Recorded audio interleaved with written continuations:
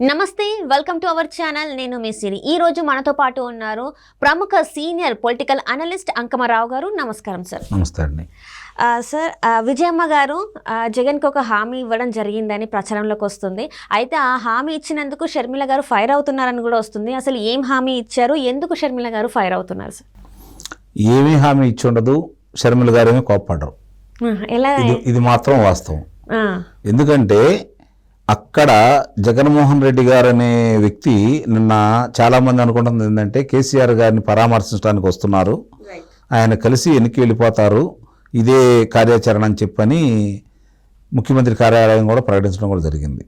కానీ అసలు వాస్తవం ఏందయ్యా అంటే షర్మిల గారి ఎటు ఢిల్లీ వెళ్ళారు కాబట్టి, కాంగ్రెస్ పార్టీలో చేరుతున్నారు కాబట్టి ఆ వార్తలు ఎక్కువగా ప్రచారం రాకుండా ఉండటం కోసం ఈరోజు లేనిపోని ప్రేమను వాళ్ళకు వస్తూ కేసీఆర్ గారితో కలవడం కూడా జరిగింది. కానీ ఈ రెండింటికంటే కూడా ఇంకొక వాస్తవం ఏంటంటే విజయలక్ష్మి గారిని కలవడం కోసం వస్తే ఎందుకు నిన్నే కదా అక్కడికి వెళ్ళారు, మొన్నే 25వ తారీఖు నాడు కలిశారు కదా, ఎందుకు కలుస్తున్నారని చెప్పని అనుకుంటారని, భయం కొద్ది కలుస్తున్నారా, భయపెట్టడానికి కలుస్తున్నారా అని చెప్పని భావిస్తారని చెప్పని వంక పెట్టుకొని వచ్చి కేసీఆర్ గారిని కలిశారు.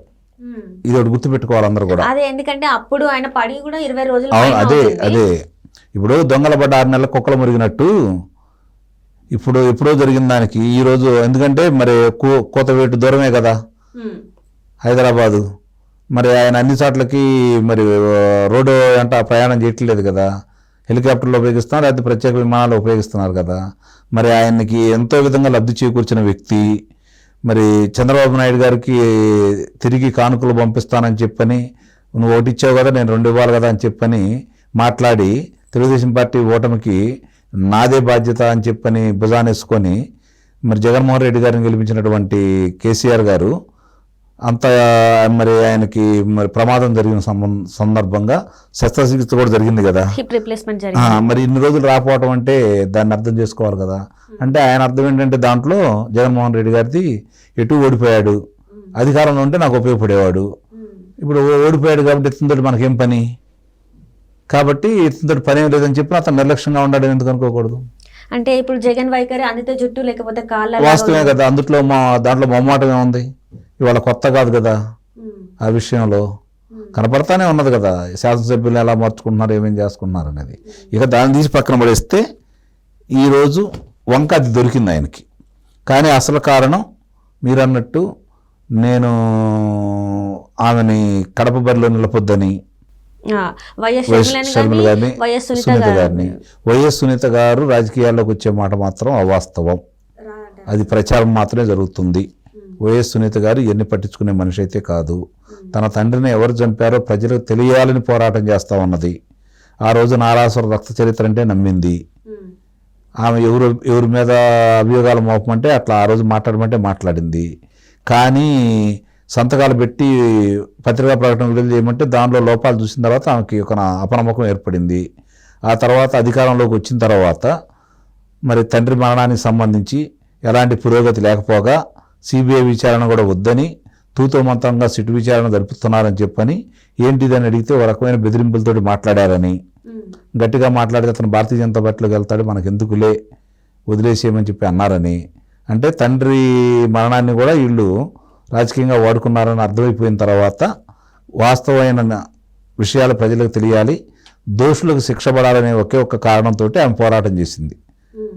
నిజంగా ఆమె పోరాటానికి అభినందించాలి. మరి ఆ పోరాటంలో భాగంగా షర్మిల గారిని కూడా అడగటం కూడా జరిగితే ఆమె కూడా ఇది సపోర్ట్ చేస్తా అని చెప్పింది. నిస్సందేహంగా మామూలుగా జరిగింది ఏంటంటే లోక్సభ సభ్యుని విషయంలోనే మాకు జరిగింది అన్యాయం, దాని గురించి వాదోపవాదాలు జరిగినాయి, పినతండ్రి నాతోటి మాట్లాడి మాట వాస్తవమే, నువ్వన్నా నిలబడు, నేనన్నా నిలబడు, లేకపోతే అమ్మన్నా నిలబడాలి, వేరే వాళ్ళకి పోవడానికి లేదని చెప్పని ఆయన గట్టిగా పట్టుబట్టాడు. మన మాట వింటాడా అన్నా అని చెప్పని నేను అన్నాను, నువ్వు గట్టిగా ఉండు, మిగిలిన విషయాలు నేను చూసుకుంటాను అన్నాడు. దానివల్ల ఏమన్నా జరిగి ఉండొచ్చు అని చెప్పి కూడా ఆమె తన అభిప్రాయాన్ని వ్యక్తం చేయడం కూడా జరిగింది. కాబట్టి ఇవన్నీ దృష్టిలో పెట్టుకొని మొన్నటిదాకా ఏం ప్రచారం జరిగిందంటే వీళ్ళిద్దరు వెనక చంద్రబాబు నాయుడు గారు ఉన్నారు, లోకేష్ బాబు ఉన్నారు, వాళ్ళే ఈ చక్రం తిప్పుతున్నారు. రేపు పొద్దున తెలుగుదేశం పార్టీ తరఫున సునీత గారు పోటీ చేస్తారు, లేకపోతే షర్మిల గారు పోటీ చేస్తారని రకరకాలుగా ఊహాగానాలు ప్రజల్లోకి వచ్చేసినాయి.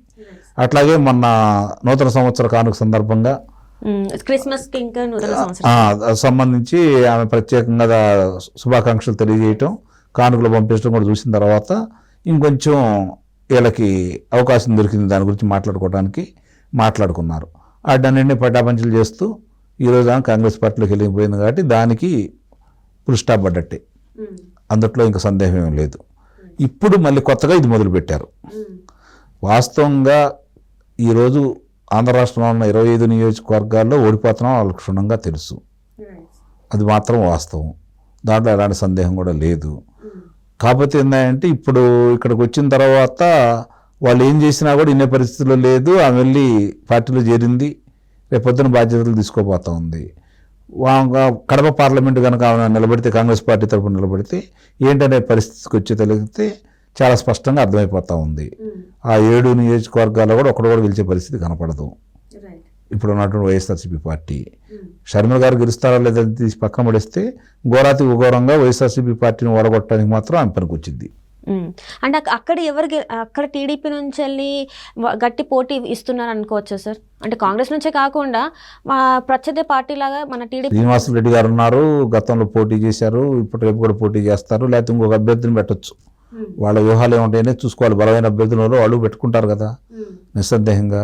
గతంలో కడప జిల్లా మీద పెద్దగా దృష్టి పెట్టలేదు, లేకపోతే ఈయన పాచికలో పారలేదు చంద్రబాబు నాయుడు గారి. కానీ ఈరోజు లోకేష్ అలా కాదు, ఒక వ్యూహాత్మకంగా ముందుకెళ్తున్నాడు. ఈ లోకేష్ అనే వ్యక్తి ఈరోజు ఎలా తయారయ్యాడు అంటే ఇంకొక 30 సంవత్సరాలు తెలుగుదేశం పార్టీని నిలబెట్టుకునే విధంగా, రాజకీయంగా రేపొద్దున తిరుగులేని విధంగా, ఎవరైతే నష్టం జరుగుతుందో తెలుగుదేశం పార్టీ వల్ల ఇంకా కొంతమంది ఉండి ఏ విధంగా వెనకమాలే ఉండి సరైన నిర్ణయాలు తీసుకోకుండా, కొత్త వాళ్ళని ప్రోత్సహించకుండా, వాళ్ళు మాత్రమే ఉంటూ ఎవరిని ఎదగనీయకుండా చేస్తున్నారో వాళ్ళందరినీ గుర్తుంచుకొని పక్కన పెట్టేసి పార్టీని బలోపేతం చేసే విధంగా అతని నిర్ణయాలు ఉంటున్నాయి. కాబట్టి తండ్రితోటి ఒప్పించి, ఎందుకంటే తండ్రి గారు ఉన్నంత వరకు ఆయనే కదా అధినేత, కాబట్టి తండ్రి గారిని ఒప్పించేసి పార్టీని ప్రక్షాళన చేసే దిశగా అతను ముందుకెళ్తాడని చెప్పి స్పష్టంగా మనకు కనపడతా ఉంది. ఆ క్రమంలోనే అతన్ని యొక్క అడుగులు తెలిసినటువంటి షర్మిల గారు ఆయన మచ్చ చేసుకోవడానికి మొన్న అలాంటి సందేశం పంపించవచ్చు, కానుకలు పంపించవచ్చు. కాబట్టి ఇప్పుడు రేపు అక్కడ కూడా జరిగే బరిలో చాలా సరికొత్త సంచలనమైనటువంటి అభ్యర్థులు ఉంటారు. చూడండి, మీకు 25 లోక్సభ స్థానాల్లో కావచ్చు, లేకపోతే రేపు జరుగుతున్నటువంటి 175 శాసనసభ నియోజకవర్గాల్లో కావచ్చు, చాలా సంచలనాలు మనం చూడబోతున్నాం, అందుట్లో సందేహం కూడా లేదు. ఆ విధంగానే ముందడుగు వేసుకుంటూ వెళ్తున్నాడు లోకేష్ బాబు. దానికి అధినేత ఆశీస్సులు కూడా ఉన్నాయని చెప్పని మనం బలంగా నమ్మొచ్చు.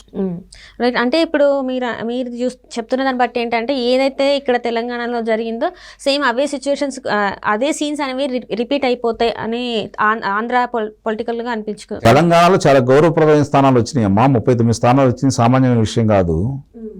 అధికార పార్టీకి వచ్చింది 65, అంటే 64 వాళ్ళకు వచ్చినాయి. వాళ్ళ మిత్రపక్షమైనటువంటి సిపిఐ వాళ్ళు ఒకటి గెలిచారు 65.